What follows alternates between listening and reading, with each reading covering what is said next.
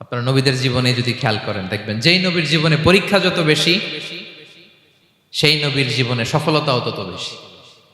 সাইয়েদনা ইব্রাহিম আলাইহিস সালামের কথাটা একটু খেয়াল করেন তো, বলেন তো ওনার জীবনে পরীক্ষা কেমন ছিল, বেশি না কম? ওনার জীবনের পরীক্ষা থেকেই তো আমরা এই শব্দটা ব্যবহার করি, আমরা বলি অগ্নি পরীক্ষা। কি বলি?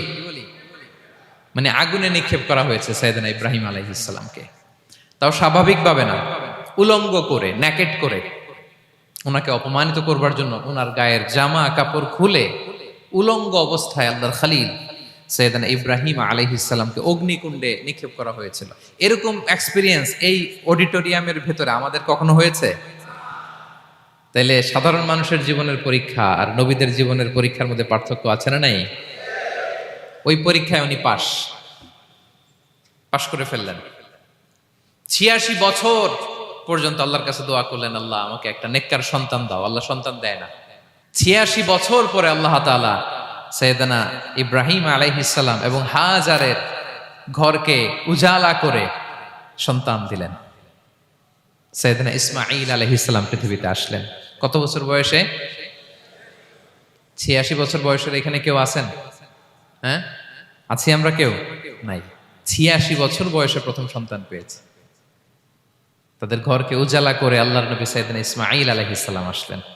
এবার আল্লাহ বললেন, যাও স্ত্রীকে আর এই কলিজার টুকরা সন্তানকে, থাকো তো প্যালেস্টাইনে, প্যালেস্টাইন থেকে ১৫০০ কিলোমিটার দূর দ্য ব্যারেন ল্যান্ড, ওই মক্কার ধুধুমরু প্রান্তরে রেখে আসো, যেখানে কেউ নাই, মানুষ নাই, গাছ নাই, পাখি নাই, পানি নাই, যাও রেখে আসো।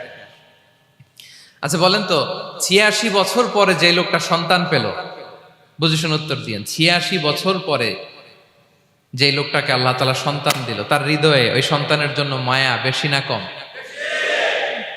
এমনি তো আমাদের প্রথম সন্তানের হিস্ট্রিটা একটু খেয়াল করেন তো। প্রথম আমাদের যে মেয়ে হয়েছিল বা যাদের ছেলে হয়েছিল, তার প্রতি আদর, সোহাগ, দরদ, ভালোবাসা, আহ্লাদ কত ছিল। আর ৮৬ বছর বয়স আল্লাহ তাআলা ওনাকে সন্তান দিলেন, দিয়ে বললেন, যাও হাজারকে আর ইসমাঈলকে মক্কার ধুধুমরু প্রান্তরে রেখে আস। আল্লাহ তাআলা বলতে দেরি, চলে যেতে দেরি নাই, মুহূর্তে উনি রওনা হয়ে গেলেন। সুবহানাল্লাহ পড়বেন না? রেখে আসলেন মক্কার ধুধুমরু প্রান্তরে। এবার আল্লাহ বললেন, যাও রিটার্ন ব্যাক টু প্যালেস্টাইন, প্যালেস্টাইনে চলে যাও। চলে গেলেন, হৃদয়টা ভেঙে খান খান। অনেক বছর পরে আল্লাহ তাআলা আবার অনুমতি দিলেন, যাও এবার ছেলেকে দেখে আসতে পারো, যাও প্যালেস্টাইন থেকে আবার মক্কায় যাও।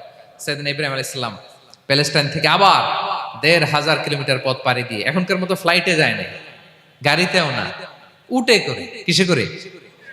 উনি যে কতবার মক্কা থেকে ফিলিস্তিন এসেছেন আর গিয়েছেন, কোনো ইয়ত্তা নাই, হিসাব নাই। গেলেন, এবার ছেলেটা হাঁটতে পারে, দৌড়াতে পারে, একটু একটু কথা বলতে পারে, আব্বা আব্বু ডাকতে পারে। কেমন মায়া লাগে বলেন তো? মায়া ভালোবাসায় যখন টইটম্বুর, ঠিক ওই মুহূর্তে আল্লাহ বললেন, ছেলেকে জবাই করো, জবাই করো ছেলেকে। আল্লাহ তাআলা বলতে দেরি করেছেন, আল্লাহর আদেশ পালনে ১ সেকেন্ডও তিনি দেরি করেন নাই। ছুরি চালালেন, জান্নাত থেকে দুম্বা নিয়ে আসা হলো। এভাবে আল্লাহর নবী ইব্রাহিম আলাইহিস সালাম ওনার জীবনের প্রতিটি ক্ষেত্রে যেখানে আল্লাহ তাআলা ওনাকে পরীক্ষা নিয়েছেন, উত্তীর্ণ হয়েছেন। এবং দেখেন ওনাকে আল্লাহ তাআলা কি উপহার দিলেন, আল্লাহ তাআলা ওনাকে খলিলুল্লাহ উপাধি দিলেন, আল্লাহর বন্ধু। সুবহানাল্লাহ বলেন। আল্লাহ তাআলা বলছেন, ওয়া ইযিবতালা ইব্রাহিম রাব্বুহু বিকালিমাতিন ফাআতাম্মাহুন ক্বালা ইন্নী জাঈলুকা লিন-নাসি ইমামা। আল্লাহ অনেকগুলো পরীক্ষা নিয়েছিলেন সাইয়েদনা ইব্রাহিম আলাইহিস সালাম, প্রতিটা পরীক্ষায় সাকসেসফুলি পাস করেছেন, গোল্ডেন এ প্লাস। আল্লাহ বলেন, ইন্নী জাঈলুকা লিন-নাসি ইমামা, I'm gonna make you the leader for the entire human being. I'm gonna appoint you as a leader for the entire universe. গোটা বিশ্বের জন্য, গোটা মানবতার জন্য আমি তোমাকে লিডার বানায় দিলাম।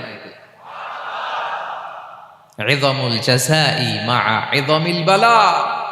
পরীক্ষা যত বড়, ওই পরীক্ষায় পাশ করলে ওইটার ফলাফল ও প্রতিদানও বড়। তাহলে দেখেন প্রিয় ভাইরা, সাইয়েদনা ইব্রাহিম আলাইহিস সালামের জীবনে পরীক্ষার কোনো শেষ ছিল না। আমি আপনি কোথায়? আল্লাহর খলিলের জীবনে যদি এত পরীক্ষা থাকতে পারে, আমি আপনি কোথায় বলেন তো?